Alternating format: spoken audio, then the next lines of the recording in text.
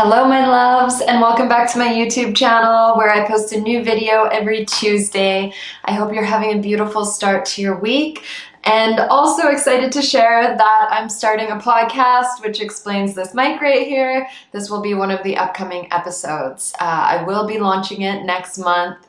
Many of you have been asking me to do a podcast for quite a while, and I honestly never thought I would because I'm just creating so much all the time. I have a lot going on. I'm literally writing and finishing 4 books right now, plus making YouTube content, plus filming different courses and a ton of other stuff too. But the other day I was working on something and it just came to me like a download very strong that I'm supposed to have a podcast. So I can't wait to share that with you soon. And also for any sisters who are watching this in real time, my Empowered Empress Mystery School training has less than a week now to sign up for registration. So registration's only open for another 6 days. And that is a 6-week program. You can check it out anytime at KrystalAranyani.com/EEMS, and all the details are there. So let's just hop into this episode. Yesterday I asked you on Instagram, some of you, to send in some questions for a Q&A, and one of them I thought deserves a full episode speaking about it, which is, do I ever get self-conscious? And I thought it was worth it because I've received this question a lot in my Q&As and I haven't really addressed it in detail. So because I've been receiving it so often, I thought I would talk about it a little bit more in depth. So do I ever get self-conscious? The simple answer is yes. Of course I get self-conscious. Of course I have insecurities. Of course I have fears. I am human, just like you, just like anyone who's watching this. Every single one of us are self-conscious in some way. Unless we are very, very living in our egos, where we're very confident, and even then, coming from an egoic space of overconfidence, cockiness, whatever you want to call it, actually comes from insecurities. So all humans have insecurities and self-doubts and are self-conscious on some level in some situations. This is because we live in a society, we have been raised in a society that literally tells us we are not enough.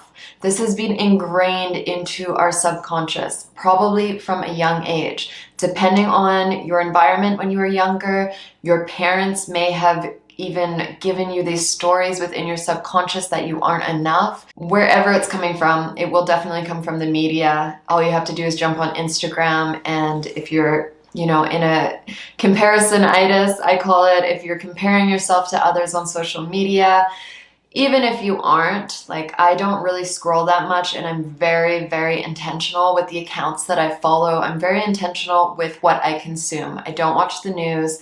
I don't really watch TV at all. I watch some sci-fi movies mostly because I like things that I feel are expanding my consciousness rather than making me compare it to others and feeling smaller. So I'm very mindful to not consume the things that make me feel contracted, but that make me feel expansive and big and expand my mind. So being very mindful of that all the time. What are you consuming? Are you comparing yourself to others?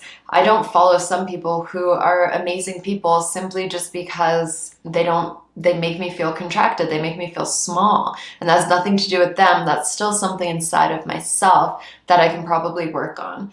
But again, I'm not perfect. I'm human, and I'm very conscious of my insecurities and my fears and my thoughts. And in that way, I can manage them rather than see them as wrong and trying to get rid of them. I just know that I can manage them in my life whenever they come up and not take them too seriously. So please don't be hard on yourself if you feel self-conscious, if you feel insecure about how you show up in the world, about your body, about your looks. I feel it too sometimes. It definitely has gone down a lot. I've been on a deep self-love journey for the past 12 years. If you compared how self-conscious I was 12 years ago till now, it would go from like, I don't know, up there to like 80% down to like literally a 5 or 10%. It really doesn't come up much for me anymore. And that is because I've committed to a spiritual and self-love daily practice, self-care, and I've really committed to surrounding myself with people, situations, and environments that uplift me, that feed my self-love rather than making me play small. And that doesn't mean that we're, always going to be able to be in those environments. Like, you might have family that still makes you feel that way, friends that or coworkers that are in your life that you can't just release. And in that case, then just knowing that whatever anyone else thinks of you, and I say this so much because it's true, it is just a reflection of how they feel inside. And be very aware of what you're, again, consuming, but be aware of what the media is teaching you, right? Are you reading magazines that are showing this is a perfect body? You need to buy this now.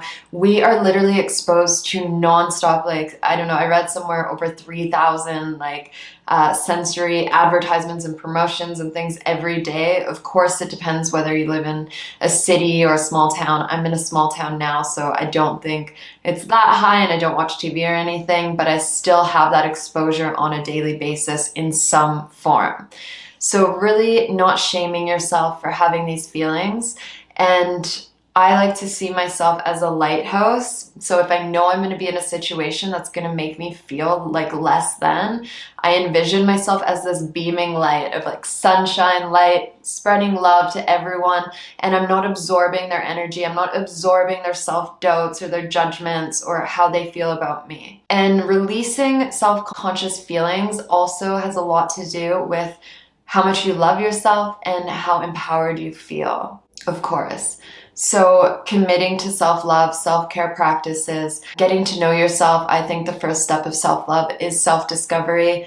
Take some journal prompts. I have a journal prompt book called For the Love of Self that's on Amazon. It's a 90-day journal, just understanding yourself, because we need to know what we want and who we are so that we can stand in that person confidently. Let's break down the word, firstly, self-conscious.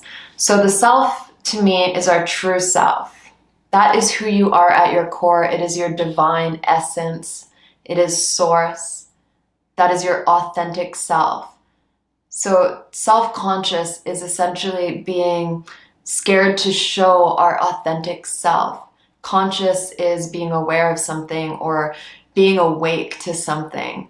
So when you actually think about it, it sounds like self-conscious is two beautiful things, but then we put them together and we've kind of made it like this negative thing. But the truth is, everything is divine. So let's just set the intention together now to do our best to release the feelings that being self-conscious is wrong and that we don't ever have to have these feelings. And let's replace this with an approach and a story around being self-conscious that when these feelings come up, they're little guides to the work that we can do within ourselves to be a little bit better and to feel a little bit better. So when these come up, for example, if I'm teaching in front of a class and I'm feeling very self-conscious that day, later that day, I'll just go through it, go for it. I have to really push myself. I have fears coming up all the time, you guys. And I just push through my fears because I know on the other side of my fears, I always feel the most empowered, the best I've ever felt. Anything that scares me on the other end is my liberation. And I love that feeling. At the time I'm making myself do it, I usually, I'm like, F, I'm trying not to swear here. F, Krystal, why'd you do this? And then after I'm like, yes, you did this, babe, amazing. And then it becomes a little bit easier next time. And now I've done it so much that I'm like, the fear comes up, but I'm still going to push myself because I know I'm capable, because I've done this so much before. So back to my example, if I'm teaching in front of a class and I'm feeling these self-conscious thoughts, I'll just go for it and show up and do it, and then I'll feel great, and then I'll go home and I'll meditate and I'll journal. Why was I feeling self-conscious? What was I feeling insecure about? Maybe I was having imposter syndrome. What is it? And we need to get to the root of these feelings so that we can heal them so that we can grow. So perhaps I was feeling self-conscious because I don't know the topic I'm talking about enough. Maybe I don't have enough experience around what I'm sharing about. Or maybe I'm feeling like not in my full power. Maybe I'm not feeling beautiful. And, if it's something to do with your looks, what makes you feel beautiful? It doesn't have to be, your outward appearance. Sometimes I'm self-conscious about my body. So that just means I should hit the gym hard tomorrow and make myself some really healthy food.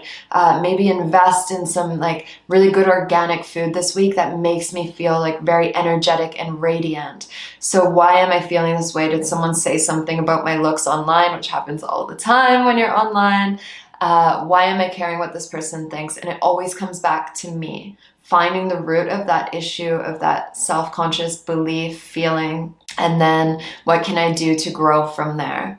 So release any pressure of having to not be self-conscious. And when it comes up, whether you're comparing yourself, whether you're jealous, whether you don't feel like you're enough, whether you feel like you're an imposter, like you're not meant to be there, that you're not good enough, you're not worthy, any of these self-doubts or fears and feelings around this that make you self-conscious, just see them as little guides to coming back to the self even deeper. What can I do today to feel better, to feel more empowered, to feel more confident? In that way, it's all divine. We can release any negativity around this and just know we're humans living in a society that really doesn't promote our growth and our feelings of empowerment because it profits off our feelings of inadequacy.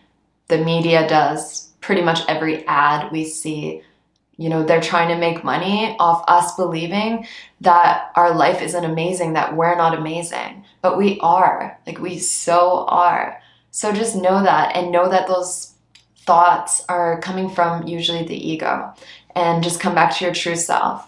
How can I come back to myself even deeper now? The people who you consider as the most beautiful, the most successful, the most spiritual, whatever it is, they all have self-conscious feelings. They all have doubts. They all have fears they need to work through. I promise you that. I have many. I do pretty much every day. Some kind of form of insecurity or self-doubt will come up on a daily basis. And I am not ashamed of that. I don't see it as a negative thing.